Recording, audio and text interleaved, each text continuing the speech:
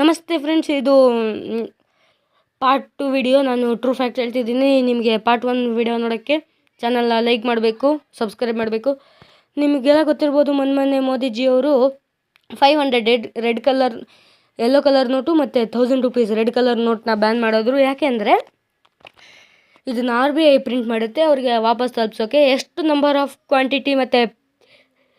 ಕ್ವಾಂಟಿಟಿನ RBI print ಮಾಡಿರುತ್ತೋ ಅಷ್ಟೇ quantity ಮತ್ತು ಅವ್ರು ಬ್ಯಾನ್ ಮಾಡಿದ್ಮೇಲೆ ವಾಪಸ್ ಪಡ್ಕೊಳ್ಳೋ ತನಕ ಅವ್ರು ಬೇರೆ ನೋಟ್ ಪ್ರಿಂಟ್ ಮಾಡಲ್ಲ. ಸೊ ಇವಾಗ ನಮ್ಮದು ಸ್ಟೋರಿ ಬಗ್ಗೆ ನಾವು ಮುಂದೆ ಹೋಗೋಣ.